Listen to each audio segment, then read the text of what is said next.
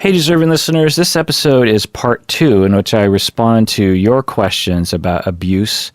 So let's get into it. This is the Psychology in Seattle podcast. I'm your host, Dr. Kirk Honda. I'm a therapist and a professor. You might want to listen to episode 1 before you listen to this one because I'm going to assume that you heard that. And just right from the start, if you know anyone who is suffering from abuse or you're suffering from abuse yourself, you can certainly call 911 or the authorities, but you can also go online and contact the Domestic Violence Hotline or the National Domestic Violence Hotline. It's just called thehotline.org. And so you want to go there for help and guidance, and they might be able to set you up with professionals in your area. All right, Movie Zoomer Heather, she has a question here from the fan page. I imagine that all abuse is traumatic, but not all traumas are abusive. So this is an interesting, and she goes on to add other questions, but I just want to sort of address this first sentence here. I imagine that all abuse is traumatic, but not all traumas are abusive. All right. So first, let's define what is abuse and what is trauma. We talked a lot about that in the last episode, but maybe we should revisit that and also maybe expand it a little bit. All right. So what is abuse? Let's talk about what is abuse. Is it a pattern of control? That's what we talked about a lot last episode. A pattern of intimate partner violence or domestic violence, a pattern of control and power and breaking someone down, doing all sorts of things to establish control over the other person, including getting into the mind of the victim. Is that what abuse is? Okay, yeah, certainly that is abuse, but there are other usages for the term abuse. Could a parent do something abusive once and not have it be a pattern? Yes, they could commit an abusive act. Could a coworker that you barely interact with abuse you? Yeah, probably, right? Are we talking about harmful behavior? So do we need a pattern to be present, or could it be a one-time event, a one-time harmful behavior? Or do we need long-lasting effects? Because let's look at one event where a parent uses corporal punishment on a child. Is it abuse or is it not abuse? Hard to say. Is it only abuse if there are long-lasting negative effects from the behavior of using corporal punishment? Or is it just abusive on its face because of the behavior that the parent committed? Hard to say. And again, we don't have a clinical, hard, concrete definition of this. Unlike major depressive disorder, which is fully defined and has been established in its constellation of symptoms for decades, we don't really have a consensus on the use for the word abuse. And it's for a good reason, because we don't want to limit. We want people to use the word in the way that they want to. The key is that abuse is behavior. So Heather was saying, I imagine that all abuse is traumatic, but not all traumas are abusive. So it's important to understand that abuse is a behavior that we can usually observe. Okay, so let's go into trauma. What is trauma? Is it any event that is distressing to someone, like getting into a car accident? We understand that can be traumatic for people. Going to war, witnessing a death. If you are walking down the street and you see someone get run over by a car, that can be traumatic. So is that what we're saying? Is that the definition of trauma? Or similar to abuse, is it any event that results in long-lasting negative effects? Like, hearing about your parents going through a medical problem. Your mom sits you down and says, I have cancer and I might die. And then your mom survives and doesn't die. Is the thought of your mom dying, is that traumatic to you? Yeah, possibly. So in this instance, we're talking about trauma as an internal experience. Again, abuse is usually referring to a behavior that we can observe. Trauma is something that we don't typically are able to observe. We might be able to observe the effects of the trauma, like distress or panic or something, but usually it's an internal thing, and we have to ask. We have to ask someone, was that traumatic for you? So someone witnesses, let's just say someone gets in a car accident.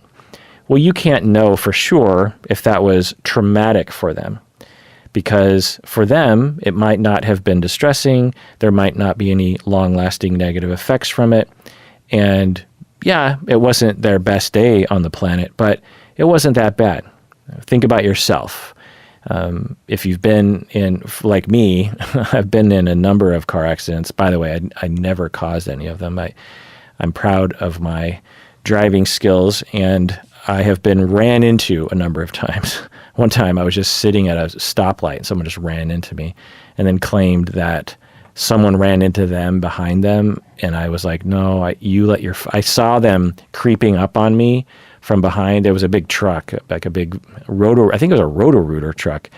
And at the rearview mirror, I was just sitting there at a stoplight, and I saw this Roto-Rooter truck just inching forward towards me, but kind of fast. And it looked like the guy had let his foot off the brake and the automatic transmission kicked in and just rammed into me. He claimed someone hit him and then he bumped into me, but there was no evidence of that. But anyway, point is that car accident was not traumatic for me, but I can imagine another car accident being traumatic. So we can't just look at was someone in a car accident and say they suffered a trauma.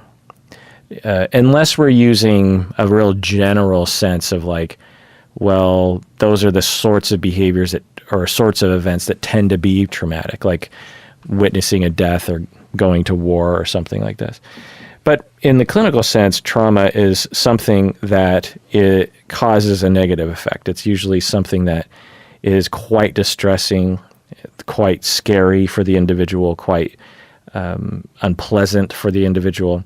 And usually there's a long-lasting effect.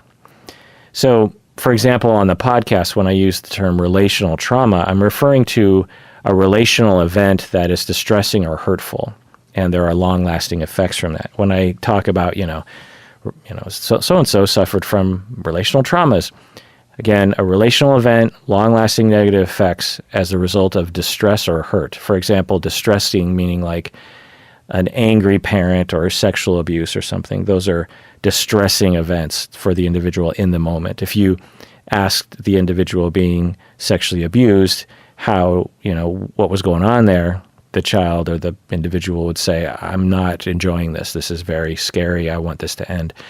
Or an angry parent who is flying off the handle and screaming. That's very distressing. But we'd have to ask the child. We'd have to know. Because for some children, they might have an angry parent, and they might not interpret it as distressing for whatever reason.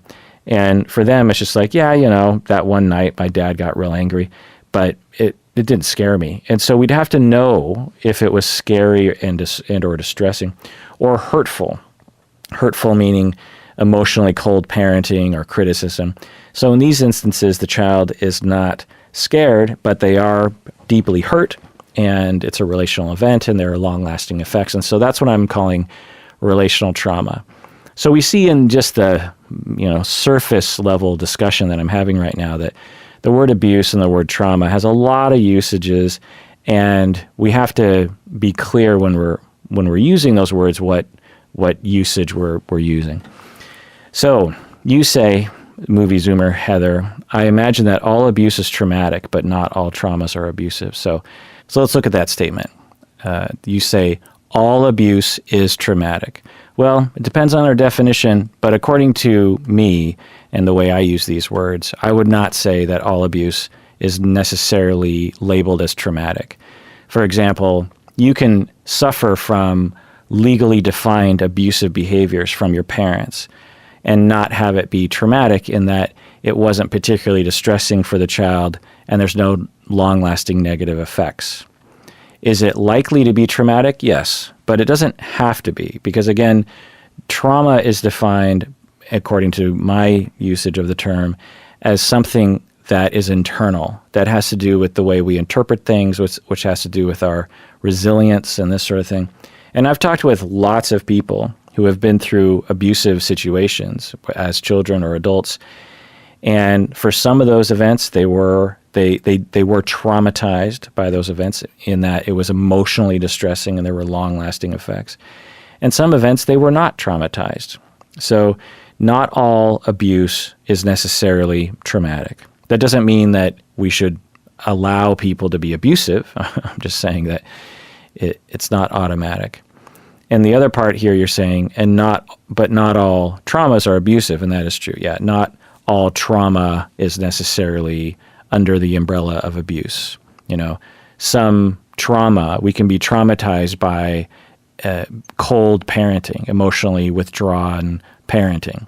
That is, at least my usage and many others of the term trauma, that's that. So you can experience something that's not abusive, but it can be absolutely traumatic in that it was difficult for you and there was long-lasting effects. Now, some people would say, well, that's not really trauma in the PTSD sense. When we're using post-traumatic stress disorder, we're really talking about the distressing part. To have emotionally cold parenting, you're not going to likely suffer from PTSD. PTSD is a very particular condition as a result of distress, as a result of being terrified. Everybody that I've ever treated who had PTSD or complex PTSD was terrified at least once, if not throughout their entire childhood. Our physiology, our neurological systems either have an adaptation or a ill effect from ongoing distress that is what we call PTSD.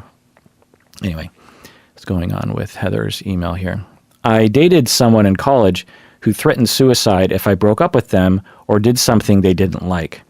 They had attempted suicide in the past, so I couldn't ignore their threats of suicide. At the time, I would have said I was dealing with a traumatic situation, but looking back, I think I could label it as emotional abuse. Could you compare and contrast abuse and trauma? Okay, so it sounds like you're saying, was I abused? Was it traumatic? I'm trying to figure out.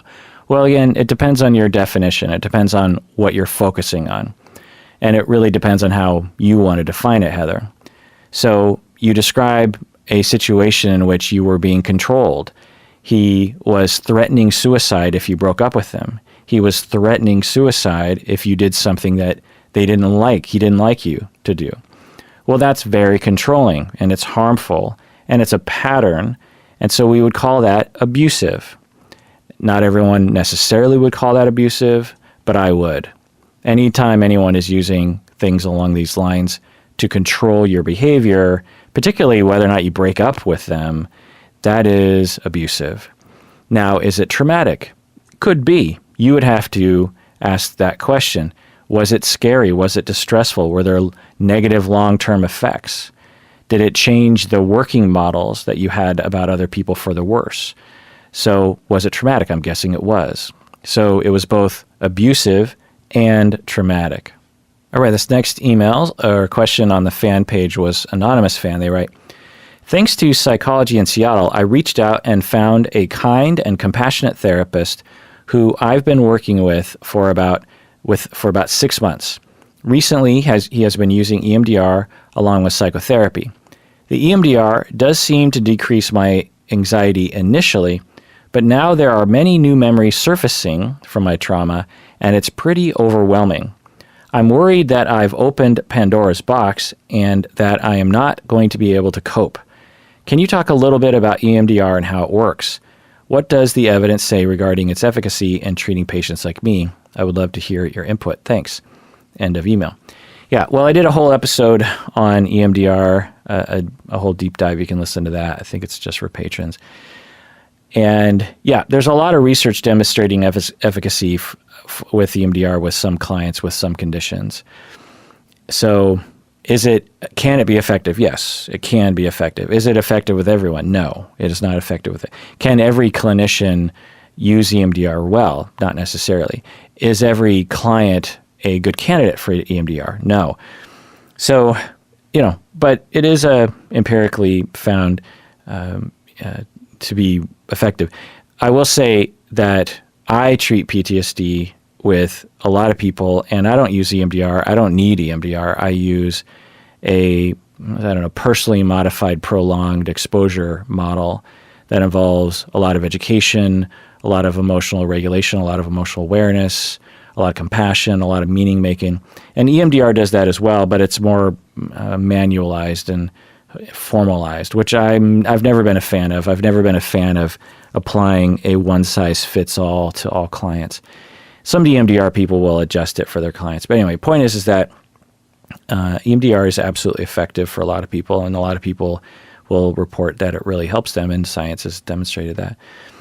So there's that. Now, you say, Anonymous Fan, that you are overwhelmed. You say a lot of new memories are surfacing, and it's pretty overwhelming. That is very common when people go through trauma treatment. And the key is that you got to talk with your therapist about it, and you have to tell them what you can handle and what you can't. Trauma treatment has to go at a very careful pace. There's a little bit of no pain, no gain, meaning that any kind of trauma treatment will involve some exposure. Any good trauma treatment will involve some kind of remembering of what happened to you. In EMDR, you don't have to talk about it necessarily, but you are thinking about it. With prolonged exposure, you absolutely are talking about it through imaginal exposure, and it's going to be distressing, and that's the point. In order to recover, you have to habituate to the memory. The reason why people suffer from PTSD syndromes is because the memory is causing so much distress when it pops into one's mind. And there's this avoidance of the memory popping into our mind, and so we end up avoiding a lot of life, and then we get demoralized, and we want to pull away from people because it's so depressing to live with PTSD. And that's, in a nutshell, the PTSD condition. So in order to recover from PTSD, the memory has to be habituated to. And through scientifically proven or scientifically supported treatments like EMDR and prolonged exposure, one slowly becomes habituated to it. But the only way you can become habituated to the memory is if you talk about it, think about it, and deal with a little bit of the stress while doing your relaxation exercises. It's the same as if you were trying to become no longer afraid of heights.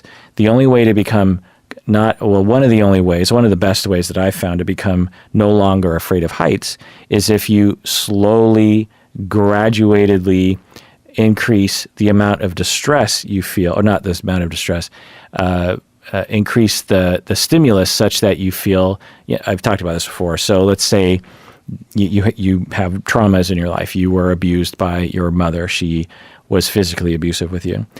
And you go to therapy, and you have PTSD, you get assessed for that, and you embark on treatment.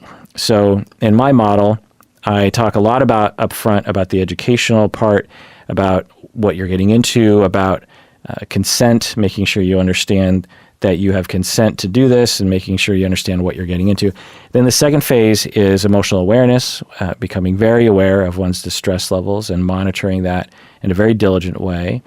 And then the third, and that can take a long time. The third step is being able to regulate one's distress with very effective means that you do automatically without me being there. That can take a long time as well.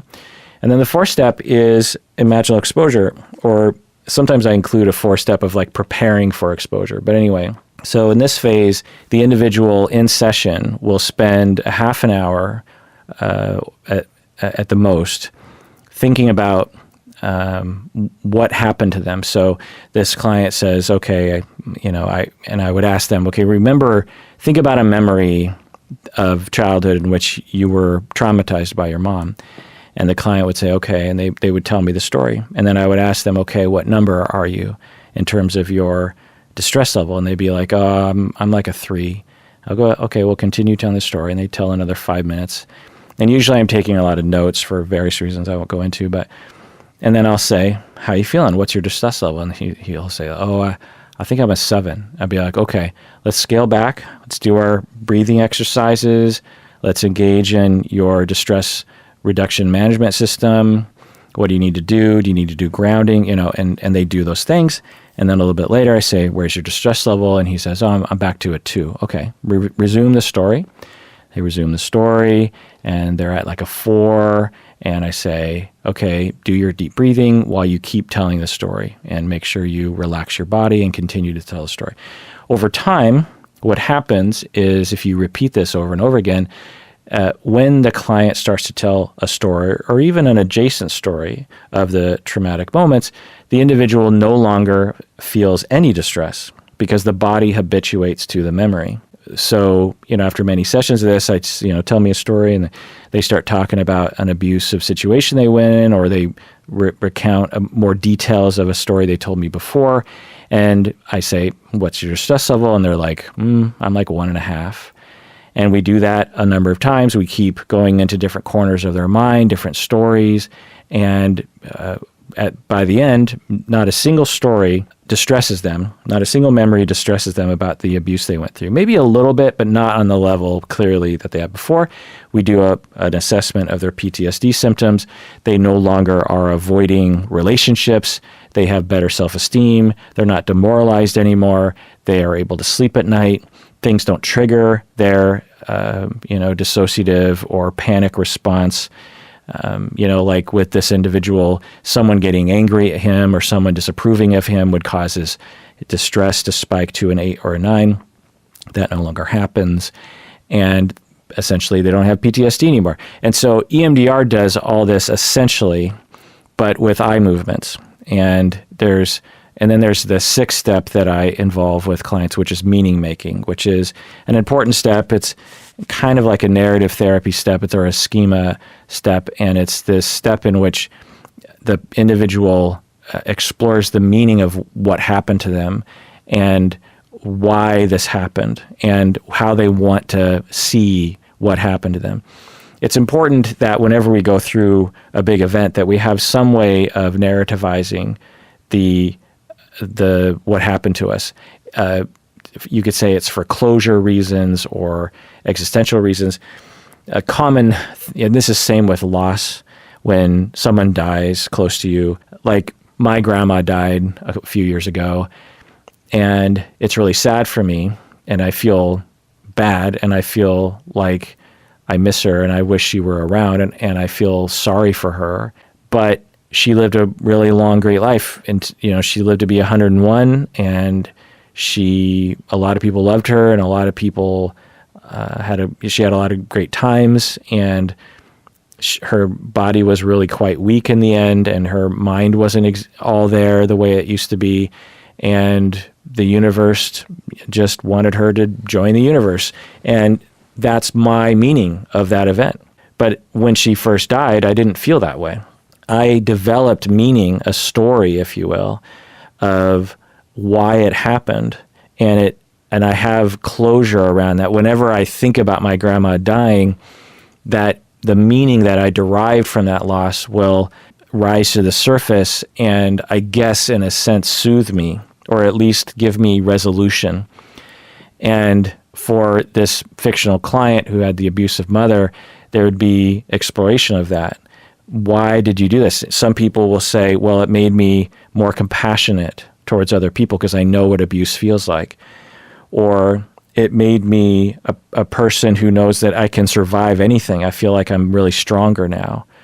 Or it gives me the self-esteem that I'm competent enough to look at my own feelings and take care of myself, whatever it is. And that's an important step. So you say, Anonymous Fan, that it's overwhelming. And I don't know from your email, and I probably would never be able to tell, if that is going too fast in therapy or going just right. And again, you want to talk with your therapist about that for sure.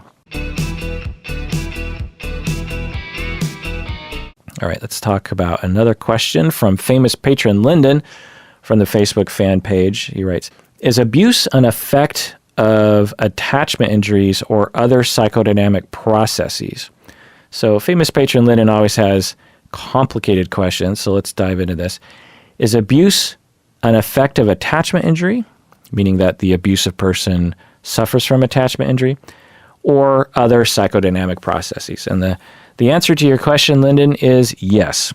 Within attachment theory, my application of the theory is when one senses or feels attachment distance, as opposed to attachment proximity with one's attachment figures, we are afraid, and we will search for a solution to that fear, and we will activate that solution. So for some of us, when we feel distant from our partner, we will hug them, or we will say, I love you, or we will say, hey, let's hang out for a second, or we will, hit on the person or something. And for some people, though, when they feel distance and that fear, they search their database for a solution, and abusive behaviors emerge for them because that's what was taught to them when they were young, or that's what was, rewarded when they were a young child or something. And so that's what they resort to. So according to attachment theory, a lot of abuse happens due to this attachment distance fear and a lack of repertoire for solving that attachment distance. Is this the case for everyone who's abusive? No, but for a lot of people it is. I've found this to be true. But you're also asking about psychodynamic theory, and yes, when through that theory lens, when people are abusive, they are potentially engaging in a defense of regression or identifying with the abuser. When you're a child and you're being abused and you feel powerless, extremely powerless, you will look for a solution to feel power.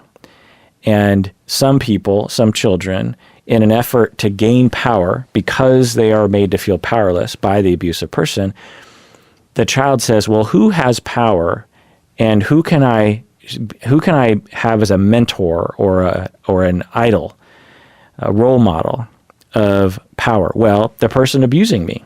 The person abusing me has so much power that if I become like them, then I will also have power. And so I'm going to become abusive. I'm going to become a bully. I'm going to become entitled and enforce my body on other people. And I'm going to use my anger in the way that my abuser uses anger because I feel so powerless because of the abuse, and I will adopt them in their personality as a way of gaining power. And this is all unconscious, which is, of course, a psychodynamic idea. There's also the idea of enactments and reenacting what happened in the past, but I won't go into that. All right. Andri says, I'd like to hear about how to deal with the lack of justice and closure due to the death of an abusive parent. I'd like to hear how to deal with the lack of justice and closure due to the death of an abusive parent. Oh, I see. So she's saying that, I don't know if this is for her, but that if you have an abusive parent and then that abusive parent dies, then you don't have an opportunity to achieve justice or closure with that person. I'm never going to get an apology or even discuss the childhood situations that have colored my whole life. Do you have any advice or input on how one can move forward from a need for resolution? End of question. Yeah, it's a great question. Listen to my long episode on family of origin work. I think it's for patrons only. So just go to the website, search for the family of origin work episode. Family of origin therapy, I think I called it. And essentially, you can do a lot of things. Family of origin work can include dealing with abusive parents. It often does. And family of origin therapy acknowledges that sometimes your family of origin can't be reached either through death or something else.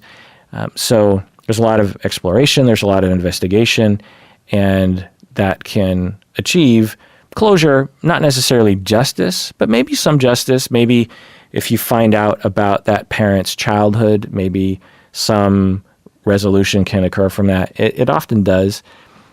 When we grow up, we have this idea of our parents as these gods and as these people who just sort of sprung out of the earth. And we have a hard time imagining we have a hard time really imagining, not all of us, but some of us, when things are going well, actually, we have a hard time imagining our parents as children. And when we get older and we're trying to differentiate, it's important, I think, to go down that road of seeing our parents as human beings. And when we do that, we rewrite the story. For example, Andre, it's possible that when if you do family of origin therapy with a therapist, by the way, you might find that there's a lot of new information about your parent who passed away that you didn't really know, or at least you put it in a different perspective. And then when you learn that, it puts his or her behavior, your parent's behavior, in a different light. You start to see it in a different way.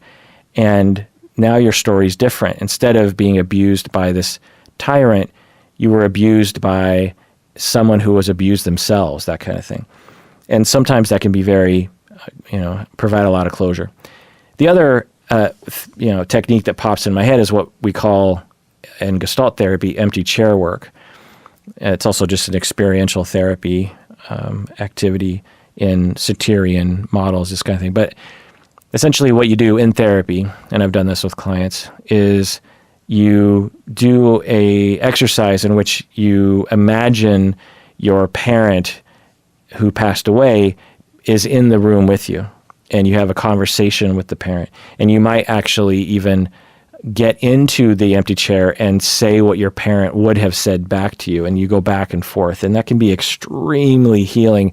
I've done that kind of work with clients before. I one time had a client where I was doing this work, this exact thing. I was having him talk to his father who had passed away.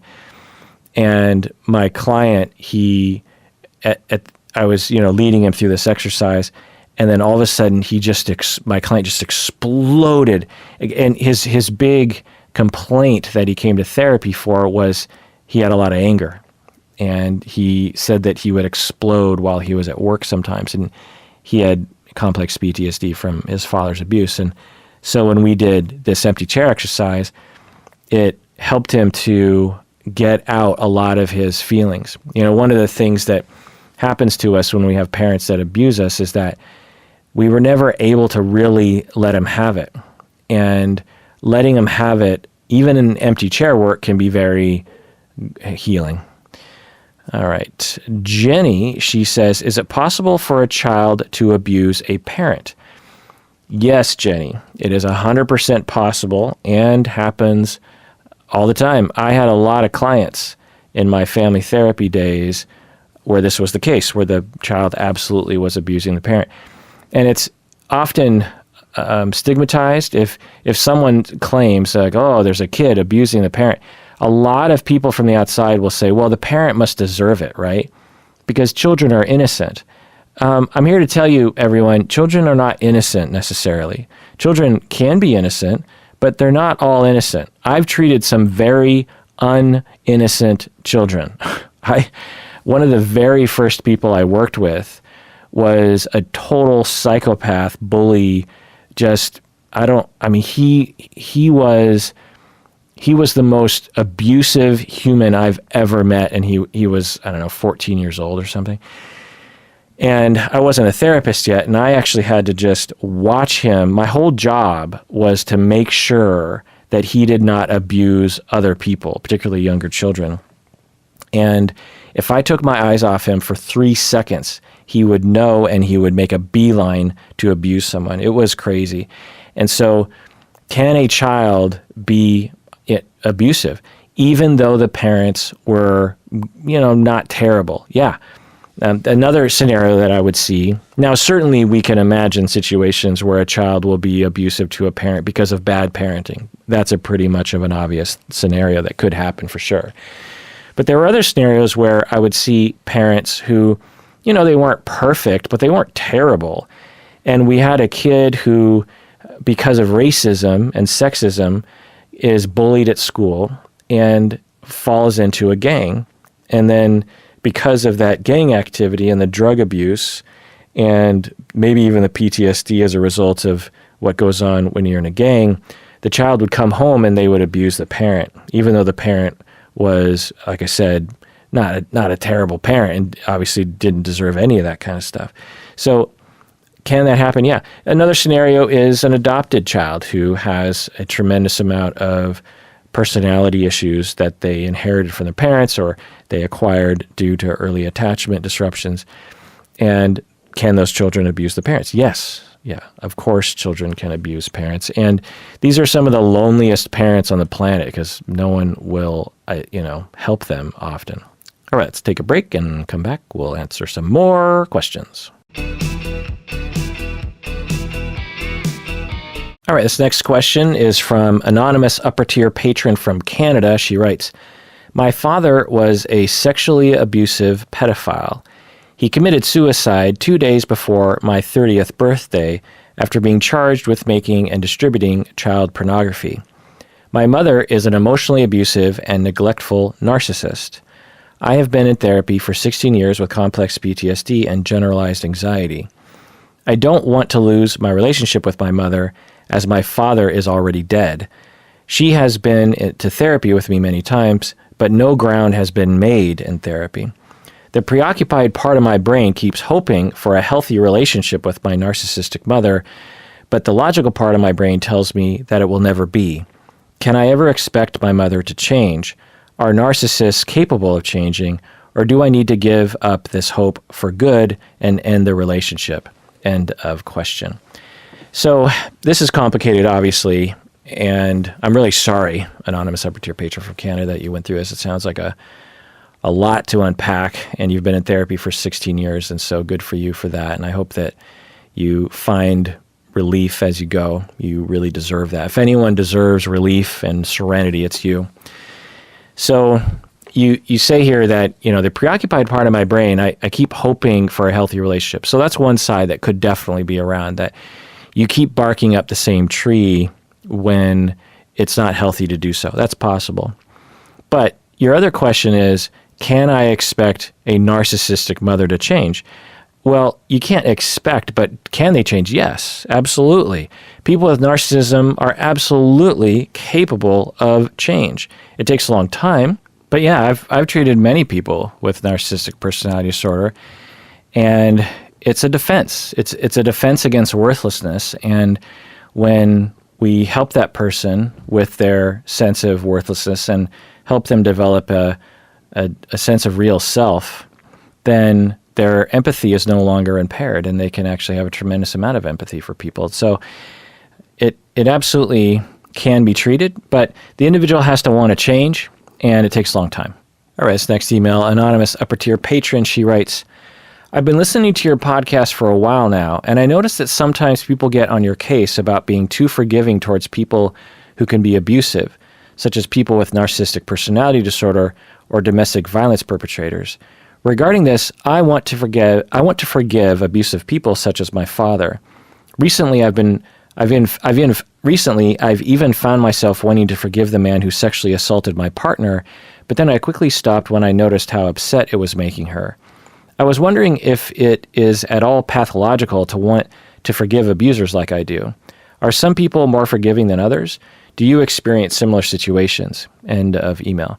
Yeah, it's a great question. So I want to be clear that I am not saying that you should be forgiving towards people who are abusive or people with personality disorders.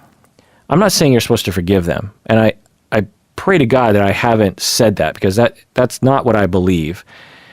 I will never, ever say to anyone that you're supposed to forgive someone. I will never, ever say to anyone that you're supposed to deal with someone. If someone is abusing you, if someone has a personality disorder that is harming you, I don't know what to do. It's up to you to decide what to do. And I will support you in either direction once you decide what you want. If you decide you want to leave that person and never forgive them, I support you. If you want to forgive that person and leave that person, I support you. If you want to forgive that person and stay with them because you have compassion for the abuse they went through that resulted in the abuse that they impose on you, I support you. It all depends on what you want. So I hope that it's never been communicated from me that I recommend that you stay close to these people and that you forgive them. That is not what I'm saying. All that I'm doing is providing a clinical perspective about these individuals.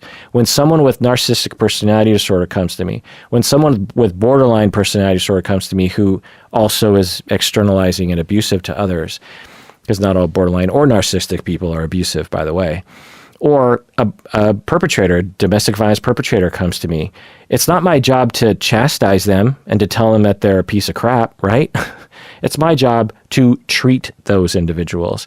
And if I'm going to effectively treat them and help them so that they won't abuse other people, I have to have compassion for them, and I have to have a clinical conceptualization, that doesn't include chastising them. I have to understand what the problem is. Why are they being abusive? I need to develop an idea of why that is happening. Because if I don't know what to treat. And there's a ton of evidence, scientifically and anecdotally for me, that supports my point of view. And I've helped people who are abusive towards others, whether they have a personality disorder or not, through the way that I see them. But that's me. I'm a clinic. I don't tell people to go away. And I don't have to live with these people. They are my clients. They come to me once a week, and that's it. And I get paid. So that's a big difference than being in a relationship with someone or working with someone or having a parent that is someone like that and you feel like you have to forgive them. You don't have to. It's up to you. You could never forgive, and that is your choice. No one can tell you what to do with that, and don't ever listen to anyone who tries to tell you what to do. If you want to forgive and you want to go down that road or explore that, go for it. If you don't, that's fine too. Don't ever listen to anyone telling you what to do around that. That is your personal choice. And to some extent, it is abusing the abused person to suggest that they should do otherwise. It's your choice. So for you, Anonymous Upper Tier Patron, you are wanting to forgive and you want to go down that road, and you deserve that, and that's fine. And you might find at the end of the road that you actually don't want to abuse, or you don't want to forgive people. You might find that the reason why you want to forgive is based on some maladaptation on your point. But it's also possible that you'll find that you really do want to forgive and you will forgive, whereas other people won't want to forgive. And you have been affected, your partner was assaulted by a man, and you're affected by that because I'm guessing your partner told you about what happened and you are now angry at that person. But because of your journey of, recovery, your particular journey means that you want to forgive that person. That's a part of your journey. But your partner, she is saying, that hurts my feelings because I don't want you to forgive that person. If you forgive that person, it means that you don't care what I went through. And maybe there's some conversations there. I don't know. I'm guessing that there is. It doesn't mean that you can't forgive that person because that person affected you as well. They mostly affected your partner. But because you love and care about your partner, that man also affected you. Whenever anyone abuses someone, they abuse that individual and everyone around them, essentially. So it's okay that you have the forgiveness impulse. Now, you might decide in conversations with your partner that to be loyal to your partner, you're not going to forgive that person. Or maybe both can happen. Maybe you can both completely validate and acknowledge and be with your partner as they do not forgive, but also forgive. So those things are possible. So you say, are some people more forgiving than others? And what I'll say to that is, yeah, I guess so, behaviorally. I've seen some people who are very forgiving of others and other people who maybe are never forgiving. But it's a personal choice. There's all these ideas rattling around in culture that you always have to forgive, or, I forgive, but I don't forget, or never forgive. And it's fine. Everyone can be on their own journey around that. There's benefits to forgiving, but there's also some pros to not forgiving. It just depends. Forgiveness is a very complicated thing, and it means different things to different people. For some people, forgiving means forgetting and not holding something over their head. For other people, they'll say, I forgive you, but I will never forget what you did. And every interaction I have with you will be colored by the fact that you did that. It's a very complicated idea. And I really appreciate you, Anonymous Upper Tier Patron, as you explore that. You want to figure out what that means to you. Your father was abusive to you, and you want to forgive him. And that's your journey. And maybe through that journey, because that's the other thing to think about, is that forgiveness isn't just something like we just wave this wand and we go, I forgive you. Forgiveness, especially when it's like with an abusive father, this is something that you probably have a lot of, mulling over the years. And forgiveness isn't something that you usually do just once. It's something that you probably have to revisit for years to come. And for you, this is your recovery process, and that's great, but it's not for everybody. All right, anonymous patron writes in and says, I have a strong reaction when you talk about abusive relationships on the podcast because there often seems to be an implication that one party is always unequivocally the abuser and the other party is always unequivocally the victim. This doesn't match my experience of abuse. In my last relationship, I was physically attacked many times by my girlfriend. I do not want to portray myself as altogether a victim, though. I was plainly not. I was a real mess myself. We met in rehab and were drinking throughout most of the relationship. The violence went both ways, though I was definitely a victim at times. In the vast majority of these violent instances, she was the one hitting me. I just had a session with my therapist in which I talked quite a bit about this relationship. I've discussed the abuse with her before. Not once has my therapist told me I didn't deserve to be hit, but she did try to redirect and talk about my own part in the violence, which I fully admitted to her. I explicitly told my therapist how unfair it felt that my ex got to go on social media and paint herself as a martyr after the way she treated me. I feel like with any female client, my therapist would have immediately assured her that it wasn't right for her to be treated that way. What are your thoughts on how we shunt people into abuser roles that don't seem altogether appropriate? End of email. Yeah, this is a great point. I don't know your situation, obviously, and there's a lot of nuance here. Can a relationship involve mutually abusive people? Yes, absolutely. It's not common, but it definitely can happen for sure, in which if we had an inside ability to watch what was happening and understand the power dynamics, we might walk away from some relationships going, both of them are to blame for the violence, and neither one of them are being completely controlled by the other person. Both of them are using controlling abusive behaviors, or maybe it's like a 70%, 30% thing, this kind of thing. So the other thing here is, can society not understand what you went through? Even a clinician. If you were to talk about this and say, hey, I was abused, even if you never hit her. See, what you're saying is you hit her and she hit you. But let's say you're in a situation where you never hit her and she always hit you. There are a lot of people who would just assume that you're lying because they have a hard time imagining that. Or, well, let's be clear. When anyone comes forward as a victim of abuse, everyone is usually stigmatized. Men are just usually stigmatized more than women are. And so for you to feel like people don't really understand you, for you to feel like people aren't validating your experience is unfortunate, but not surprising to me. The other thing I'll say is that for a lot of abusers, there will be violence going both ways, separate from your situation, and maybe this is what's influencing your therapist, and maybe your therapist thinks this, but there are situations where we hear that there is violence going both ways. That's not the only thing we need to assess. What we need to assess is the overall power differential between the two people and the way in which things play out. So when I was treating perpetrators of domestic violence, it wasn't uncommon for there to be reports, even from the victim, that she was also violent with him.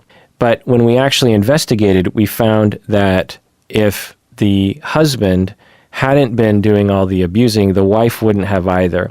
And that the wife was only resorting to violence because of the abuse that was happening to her. And she's to blame for that violence for sure, but the overall pattern of control and emotional control was from the man to the woman. Now, could it be the other way? Absolutely. Could there be violence in a heterosexual relationship going both ways, and we find that the wife is the one who is the more controlling one? Absolutely. And that's why these things get real messy real fast. And they often are on some level of spectrum. Maybe it's a 95%, 5% responsibility sort of thing, but victims of domestic violence aren't perfect human beings. They will also make mistakes. They will also resort to things that they shouldn't. So we don't look at those situations and just say, oh, the abuser is the evil one and the victim is the saint, for sure. Now, there are situations, I've said this, but I just want to point out that abusers will sometimes claim, well, she hits me back, therefore this is mutual, when in reality it very much is not that way. But if you feel like, hey, I was abused as well, in fact, she was the one hitting me as well, I felt unsafe. I felt as though I couldn't really be myself around her because if I was, she would be violent with me. If you felt that way, then you were abused. And if your partner felt that way as well, it's likely that you were abusing her as well. And can that happen? Absolutely. And especially when people are in the throes of an addiction, that can happen. All right, this next email is from patron M from South Carolina. They say, I was wondering if you had any thoughts on emotional, physical, or financial abuse within Asian American families. I'd like to know if you have any insight about how cultural expectations and traditional ideals serve to normalize it. I've heard your take on corporal punishment and how context affects the results. Is this similar? At what point does it go too far, and how can victims and children of this system be helped when this is all they know? End of email. Yeah, well, I don't have a lot to go off of what you're talking about here, but this certainly can be true where, and there's a lot of different manifestations of this. So let's say that you live in China and the cultural, and I don't know if this is necessarily true, but let's say that in that neighborhood in China, the cultural norm is to be real harsh with your kids. And for some families, they navigate that harshness with love and affection, and the child is not traumatized by it. The next door house, the parents are also very strict and very harsh, but there's not a lot of love and not a lot of affection, and the kids are traumatized by that behavior. Okay, so that's one thing to bring up. The other thing to bring up is if you are in an Asian American family and your parents are adhering to the old country's ideals, and you are being raised with one foot in an Asian household and another foot in the American society outside, then there's a different interpretation because your neighbors aren't necessarily being treated the way you are, and you see that there's other options. And the system that you are being educated in has a whole different set of ideals. Let's go back to China. In China, in certain neighborhoods, your parents will be very harsh with you in terms of Seattle standards, and the schools will be very harsh with you. And so harshness is the norm, and so you learn, oh, well, that's just how authority operates. But if you're in the States and you have a very harsh household, but your school is not very harsh with you, particularly when you go to your friends' houses and you see that those kids aren't harsh. And I'm using the word harsh in a non-negative way. I'm just saying, you're talking about emotional, physical, and financial sort of control that a parent will have over a child. And so that will also create a complication for that individual. They are looking at their parents and going, why are you doing this to me? No one else does this to their kids. Why is this happening to me? And I'm being taught by the outside world that I need to value my independence and my individuality while you keep trying to break that down. So that's another complication. The other thing that you bring up, which is a good point, is that, some people will use culture as an excuse to do what they're doing. They will say, this is the way that we parent in our country, as if that justifies everything, as if that somehow lets people off the hook. And that is not okay. And people will do that all the time. People will use all sorts of justifications for their behavior or for understanding their behavior. It might even be for some immigrant families, they might feel like their one thing that they want to hold on to from the old country is their traditional parenting values. And to ask them to give that up it's a huge loss for them. and I've been with many families in family therapy like this, where you have Asian immigrant parents who are desperately trying to raise their kid from their ethnic heritage. It's Chinese family, and they're trying to raise their kids to be Chinese and to value Chinese things and to speak Chinese and to think like a Chinese person. But they're not. They're thinking like an American Chinese person, and they're thinking like an Asian American would. And there's a huge clash there, and the parents don't know what to do, and they feel like they're losing their children. And there's a lot of real scary things about American society that immigrants will often lament. Things like kids do whatever they want, drugs and alcohol, and not going to college, and becoming a YouTuber, for crying out loud. Like, these things are very threatening to these kinds of parents. And so for them, it can almost be a parental mandate that they try to de-Americanize their children, and it can be this very big back and forth. Certainly a lot of families navigate it well, but some, they have a harder time. And it just requires a lot of conversation, a lot of care, a lot of warmth, a lot of understanding, and usually that can help for sure. But yeah, can someone be considered, that's a cultural thing, in our country, this is the way we do things. In our country, it's normal for parents to do this.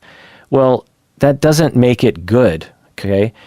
In the same way that an American family can't go overseas and proceed to abuse their kids and say, well, this is normal because American families, this is what we do to our children. Like an example of this is, you might have recently heard the episode on attachment parenting. In the United States, on average, we are neglecting our children by making them grow up too fast and making them independent too fast.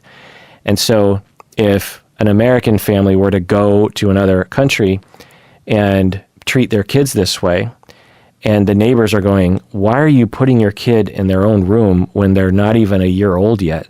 That's inhumane. That's crazy. That American parent should not say, well, this is how we do it in America. This is my culture.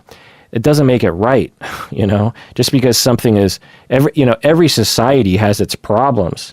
And I have a news flash for Americans.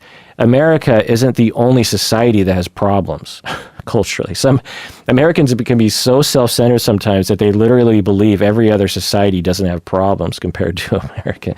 It's like, no, we just have the biggest media coverage of our problems, but every society has problems, and every society has problems with their parenting, and every society has pros with their parenting. And so just because something is cultural does not mean that it is functional. All right, this next email is from an anonymous patron. He writes, my very close friend's ex recently reached out to me personally. They accused my friend of raping them, asking that I talk with him and prevent him from doing it again. I believe this account is true. I know he was abused sexually as a child, but I feel extremely angry at him, and I don't really want to talk to him. How should I help him? Should I even try to help him? Should I cut him out of my life? End of email. Yeah, difficult situation to be in, and there's no right answer to this, of course. Someone reached out to you and told you that your close friend had been sexually abusive to someone. And now you know that, and you're pretty sure that the account is right. Do you talk with your friend? Do you tell him, hey, I know that you raped your previous partner, or did you rape your previous relationship person? What happened there? That's a difficult conversation. Now, on one hand, you could say that it is your moral responsibility to do something about it, to try to help them, recover, whatever it is, suggest that person go to therapy and work on this. And that's certainly something that you could do, and I think a lot of people would support you for that. But it's hard to know what to do exactly. What if you say something and your friend's like, I didn't do that. I don't know what you're talking about. Well, now what do you do? You're pretty sure that your friend is lying about it. Do you cut this person out of your life? Do you know for sure that the account from the ex-partner is truthful? It's a difficult situation to be in. And I think, just continue to explore it. And I think it sounds like you're thinking about talking to your friend, and maybe you already have. And, I think that's the moral move, right? Because imagine if you have someone that's close to you, or let's say from the other side, let's say that someone sexually assaults you, and the person who abuses you, they have a really close friend. And you tell that close friend, you say, by the way, your close friend assaulted me. Well, as a victim, you would hope that the friend would say something to the perpetrator and try to help that person so that it doesn't happen again. And so for victims' rights and for the good of the world, it's probably a good idea to say something. But, I can't say that that's what you're supposed to do, because it's more complicated than that. All right, this next email is from patron Onco. She says, people tend to label stonewalling and the silent treatment as malicious abuse. But as you encourage us listeners to do, I try to trust my partner when he says it's not a punishment and that he is just overwhelmed. However, sometimes this overwhelming anger can last for days. I was wondering if you could talk about how someone can understand stonewalling and the silent treatment when they aren't perpetrated by a narcissist. Is there anything I can do or have in mind when this occurs? Should I see it as a lost cause because it is inherently abusive? End of email. So this question seems to be influenced by the terrible internet discourse around a variety of topics that you were touching on. I don't know if that's true, but I have never heard someone say that stonewalling is abusive. It can be abusive, but it is not considered that in the clinical world. Stonewalling is a behavior that people will engage in because they're shutting down and they don't know what else to do. And it's not helpful, and it's harmful, and it's hurtful, but it's not inherently, quote unquote, malicious abuse, as if the person is doing it on purpose to harm you, or the silent treatment. That's almost never the case. And then, so I just want to put that forward. The other thing is, you're saying that you're labeling it overwhelming anger. So he says that it's not a punishment and that he's overwhelmed. And then you say that it's called overwhelming anger. Well, did he say that? Did he say that he's, quiet? You're labeling it as stonewalling and the silent treatment. Another way to label it, and all are correct, but another way to label it is that he's overwhelmed and he's quiet and he doesn't know what else to do.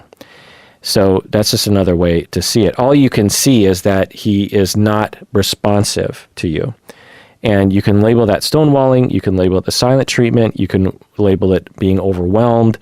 It depends on what's really happening for him. Now, he is saying that, look, I'm not quiet because it's a punishment and I'm overwhelmed. Now, it could be true. It also could be true that he is actually trying to subtly punish you, whether he's aware of that or not. A lot of people who stonewall and do silent treatments are secretly trying to harm you. They're trying to send a message. They're trying to, I guess that's the better. They're trying to send a message. A common example would be you are talking about something and one thing leads to another and now you're upset at each other. And then the silent treatment person proceeds to be very standoffish for a couple of days.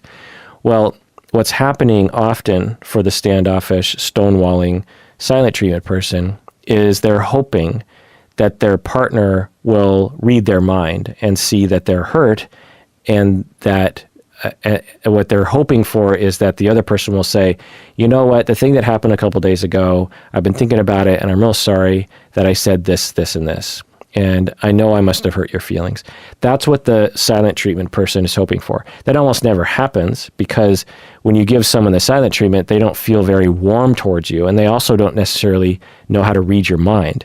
And so if you, by the way, anyone out there, if you're prone to silent treatment, The solution is to be vulnerable and to say, hey, I have an urge to be silent against you right now, but in reality, what's happening is I'm real sad about what happened earlier. That's important. The vulnerability is the important part. But then you go on here to say, I was wondering if you could talk about how someone can understand stonewalling and silent treatment when they aren't perpetrated by a narcissist. So that's another indication that you're absorbing too much BS on the internet. I don't know. But the idea that silent treatment and stonewalling is one, malicious abuse, and two, perpetuated by a quote-unquote narcissist. You notice that I will almost never use the term a narcissist. Like, that person is a narcissist, because that actually doesn't exist in my clinical cultural pocket. We never would use that term. One, we would say someone who suffers from narcissistic personality disorder, because that's a more accurate way of putting it. And two, the term a narcissist is used too much by society to have any kind of meaning these days. I'll say that in the clinical literature, there's a lot of different ways that they will use the word narcissism, and certainly there are some authors that will use the term a narcissist. But given the way the internet talks about, narcissists, how to detect this person as a narcissist, and I find that these conversations, they're probably fine, but they don't fit my conceptualization of narcissism. And on all my travels and all of my time with clients, I've never come across what the internet calls a narcissist. What the internet calls a narcissist is what I would call a psychopath, someone that doesn't have any empathy. Now, psychopathic individuals are narcissistic usually, but I wouldn't call them a narcissist, because we already have a word, which is someone suffering from psychopathic personality disorder or antisocial personality disorder. And so to focus on the self-centeredness of these people and to label them a narcissist is an internet phenomenon that I just don't want to participate in, because it's a weird way of talking that I find it often, the conversations that I happen to see on the internet, like on Reddit or something, are often echo chambers of people who were hurt by previous people, often by men, by the way, and they're looking for an explanation. A similar phenomenon that I would observe are men who are hurt by women calling women these like feminazis, these kinds of words. You'll see these words being thrown around like, oh, women use their sexuality against men. I don't know if you know that this exists on the internet, but there's the incel people, the MGTOW people, the pickup artist people, the red pill people. These people have extremely problematic points of view towards women. But in my observation, 99% of the dudes in those circles are there because they were hurt by a woman and they didn't know what to do, and they went to the internet, and the internet provided them with a very convenient answer to their problems, which was, that woman didn't break up with you because you are unappealing. That woman broke up with you because of feminism. That woman broke up with you because the liberals told her to. That woman broke up with you because the Marxist movement told her that to level the playing field, women have to put women down. There's all this ridiculous crap, believe me.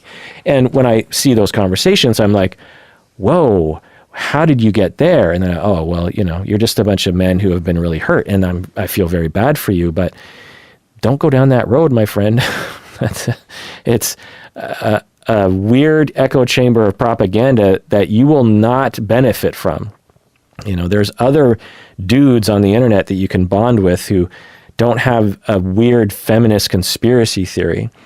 And I am not describing this. I'm not exaggerating. In fact, I'm probably downplaying the misogyny that is in this group. Okay. So that's something that happens on the internet. Well, I think a consummate thing is happening with some echo chambers on the internet with women. It's not nearly as toxic as the incel group, for sure. I mean, incels literally will kill people. They'll go on mass murdering sprees because of the propaganda that's rattling around in their head. So I'm not saying it's, the same, but it does have a similar feel to it in that I will happen upon these conversations, and there's a lot of women who have been hurt in the same way that a lot of men in heterosexual relationships have been hurt, and they turn to these convenient explanations. There's a lot of women that will be talking to each other and supporting each other, and the way they will collectively talk about their ex-boyfriends around, he was a narcissist and he was gaslighting me, as if that person was maliciously trying to get you. Now, does that happen? Yes. I've been talking about this whole time. This whole series is about abuse, right? Psychopaths and antisocial personality sufferers exist in the world, and they are numerous. They're rare, but anything with 1 or 2% of a rate in the span of 7.5 billion people, you're going to have a lot of people. What is that? It's 750 million people. Wait, no, 75 million people on the planet. Do I have that right? 7 billion. Yeah. So 75 million individuals or more, maybe like 150 million people on the planet are psychopaths. That's millions and millions of psychopaths. In the United States, that would be about 7 million. Do I have that right? I think so. So in the United States, we have about 7 million psychopaths. That's a lot of psychopaths, right? It's a lot of people who don't have the capacity for empathy. That's a lot of people who wouldn't blink an eye about taking from you and trying to screw you over or trying to con you out of your money or your time or something. These individuals are harmful, and they're out there, but they're rare. So when people are in these echo chambers about, my ex-boyfriend was a narcissist who gaslit me, it's possible, because that does happen. But it's also possible that this individual is hurt by someone, and it feels like their ex-partner was self-centered. It feels like their partner was maliciously trying to harm them. That's the way it feels. And so you go on the internet and you find all these pockets on the internet talking about narcissists and gaslighting, and it feels correct. And I'm not saying it's a bad thing. I'm not saying that you shouldn't do that, but I'm saying that it's not necessarily a clinically accurate picture of what happened. And so I just want to caution everyone about going on the internet from any direction. Just be careful about what explanations feel satisfying to you. And and I'm not trying to defend the narcissists. What I'm trying to do is I'm trying to help you, because if you walk away from a situation concluding all my ex-boyfriends are narcissists and all my ex-boyfriends were gaslighting me, well, and that's not true. Let's say, in my fictional example here, that's actually not an accurate point of view. Maybe a more accurate point of view is, well, one of your ex-boyfriends was a psychopath, but the rest of them were hurt and they didn't know how to navigate conflict. And they feel like you were being self-centered. They feel like you were gaslighting them. You were both hurting each other inadvertently. That is extremely common. And so let's say that that's really what happened in this fictional individual. Well, if that individual walks away with the conclusion that all the exes were narcissists and all the exes were gaslighting and all the exes were malignant, narcissistic, abusive people, then what does that do to your working model of other people? How does that help you trust other individuals in the future? How does that help you trust yourself when you actually start to date people? It's not going to help. You're going to be very, very afraid of future people. You're going to be very, very concerned. And when there's any indication of quote unquote narcissism or gaslighting or malicious or malignancy, then it's going to trigger all this trauma in you, because that's what you're associating with what happened to you. Instead of a narrative of, well, we pushed each other's buttons and I was to blame for some things and he was absolutely to blame for some other things. And it didn't work out, and I don't like him anymore, and I wish I never would have dated him, but, these things happen. If that's an accurate point of view, which I want to couch that, then that's a more healthy narrative to have that will help you into the future. Now, I want to also say that some people have dated 5 psychopaths in their life, so I'm not So if you're out there and you're like, no, I'm pretty sure I dated 5 psychopaths. Yes, that can happen. Absolutely. I've met people like that where we conclude, wow, yeah, you have dated some of the most problematic individuals I've ever heard of before. I mean, complete psychopathic behavior. One woman I talked to talked about one of her exes locking her in a house for like a week and torturing her. That is psychopathic. There is no sympathetic conceptualization of behavior like that, right? There's no amount of attachment and security that justifies imprisoning someone for a week and torturing them. Like, that goes way beyond the pale. There's clearly something wrong with that person's empathy and the ability to care about other human beings. I mean, there's just something different about that individual. And then you have 3 more relationships that are similar in that direction. And that happens sometimes. To some extent, it's kind of luck of the draw. I mean, if you just happen to swipe right on the psychopath that's on the app, and the person is good at hiding it, then you can get sucked in, and it can be real awful for you. Anyway, so your question, patron, is that silent treatment. Is there anything I can do or have in mind when it occurs? Should I see it as a lost cause because it is inherently abusive? Like I said, silent treatment is not inherently abusive. As we've been talking about, abuse is an experience of control. So we've all given people the silent treatment. I can't imagine a single human being on the planet who hasn't given the silent treatment, at least for 5 minutes, to their partner. Does that mean we're all inherently abusers? No. It just meant you didn't know what else to say, or you just were so angry you just didn't want to say anything anymore. There's a lot of reasons why you'd be giving someone, quote unquote, the silent treatment. So can it be abusive? Yeah, absolutely. Can an abusive person utilize stonewalling and silent treatment? Absolutely. And you're saying, should I see it as a lost cause? I don't know. I don't know enough about your situation. It could be a lost cause. Your partner could be abusive, but given what you said, there's no indication of that necessarily. And so, I'd go to a therapist and assess all that. All right, let's do one more. Patron Val says, I grew up in an abusive environment and built up a defense mechanism to protect myself. Now I am almost 40, and I find it very difficult to trust colleagues, friends, and romantic partners. I also tend to have a harsh directing style at work, which sometimes is useful and other times harmful to my working relationships. This has all become a big part of my personality, but I really feel like being less defensive could ease my life. Is it possible to change? If so, how? End of email. Yeah, Patron Val, it's great that you have that self-awareness. I commend you for that. Obviously, therapy is the answer. And in therapy, you would recover from your abuse that you went through. It's a very complicated process, but through recovery from the abuse, meaning that you grieve the experience, that's the word I typically use, is we have to grieve. You cry and you get angry and you process and you talk about, and maybe you recount certain events many, many times. This is assuming you don't have PTSD. And you let it out and you get care and people hear. And with that recovery, you don't need the defense mechanism that you've built up to protect yourself as much anymore. It sounds like, according to you've built up a wall against other people, and you don't let people in, and you can be very harsh with people. Well, that was an important defense mechanism for you when you were young, and it helped you. But you don't need it anymore. And so recovering from the trauma will make you less scared and less in need of that defense.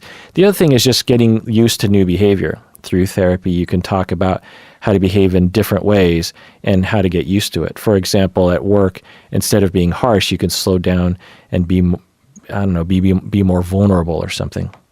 Or when you're in a relationship with someone and you're starting to feel yourself putting up the walls, instead of doing that, you say, hey, what you did earlier, it kind of freaks me out, and I have an impulse to push away from you, but I'm in therapy right now, and I don't want to do that anymore, and I don't want to lose you as a friend. And you talk about that in therapy, and you learn how to do that, and over time, your body just learns, oh, this is actually a better way to do things. All right, well, that does it for that episode. I got to Well, actually, there's only a few more questions, so let me actually power through this. Someone on the Facebook fan page said, I've always recommended the book, Why Does He Do That? By Lundy Bancroft. It's seen by a lot of people as their best guide for how to understand and begin healing from their abuse. I think it's an excellent and well-founded book, but I do think it seems to miss some important things about how attachment and emotions drive our schemes and our attitudes. I think the ways this book lays out abuse patterns would be served by Kirk's analysis of personality attachment theory and human behavior. In particular, the section about the archetypes of abusers would be fantastic to get his take on. I think it's one of the parts of the book that's the most impactful for survivors. End of email. Yeah, I do know that book. In fact, I think I have it on my shelf. Let me actually look behind me. Yeah, I have the book. It's called Why Does He Do That? Inside the Minds of an Angry and Controlling Men by Lundy Bancroft. I've had this book for a long time. I also have some other books that are related. I have The Battered Woman by Lenore Walker, which came out a long time ago, I believe, 1979. I think it's a sort of seminal book. Also, another book that is very popular is called Women Who Love Too Much by Robin Norwood. I have this book as well. Again, I think this was a real popular paperback back in the day, 1985. I also have a book called To Be an Anchor in the Storm, A Guide for Families and Friends of Abused Women by Susan Brewster, MSW, published in 97, a little bit more recent. So this is a guide. So To Be an Anchor in the Storm. And then I also have a book called Against Rape by Medea and Kathleen Thompson. And this, I believe, is the 80s as well. Wait, where is it? Here we go. 74. So it's another, I think, popular book for the time. The tagline is a survival manual for women, how to avoid entrapment and how to cope with rape physically and emotionally. So those are books that are related to the Why Does He Do That book, for sure. And I think all these books are good, and there's many, many others as well. But yeah, absolutely, I agree that these books almost never go into what, the books are great, and the books have a lot of wonderful guidance and normalization and healing about them. So I'm not saying that they're not useful, but often in the books, they don't talk about why people are abusive, and they don't conceptualize it. And maybe for a good reason. Maybe it's just like, look, these people aren't at the stage of forgiveness or understanding why people do what they do. But I think it does help, honestly. I don't know about y'all, but when I have been abused, when I've been mistreated, and I'm in the throes, well, maybe it's not necessarily in the throes of the pain, but afterwards, I find that I benefit overall from the conceptualization of why people develop this kind of behavior, that it's a defense against various different things, and they are not necessarily evil individuals. There are evil individuals, as I've been saying, but when I conceptualize them that way, it helps. It helps me to feel safer in the world. It helps me to feel like, oh, they're suffering a lot, and I don't need to get revenge on them, because if they're doing that to me, and if they're doing that to me because of the reasons I think they're doing it to me, they're probably very lonely and they're suffering quite a bit. And I kind of feel bad for them now. I feel bad for me too. I went through some very horrible times, and I don't want to be near that person because of that reason. But I see the situation as this, ongoing chain of abuse. The person who abused me, well, they were systematically abused throughout their childhood by their dad, and their dad was systematically abused throughout his childhood, and and so on and so on. And somehow, for some reason, that is comforting within the pain and within the grief and within the recovery process. When I see it that way, there's a comfort to that, and it feels more accurate. And at the very least, it provides an explanation that feels satisfying to me, and I can sort of walk away from the situation without sort of mulling it over. It's like, why did this happen? Why did this happen? Well, I'm like, well, there's been an ongoing revolving slate of abuse that gets passed down through the generations, and eventually you get in the crosshairs of one of those individuals, and then they get you, and it hurts, and it's horrible, and it's probably going to happen again, but it's just kind of how the world works.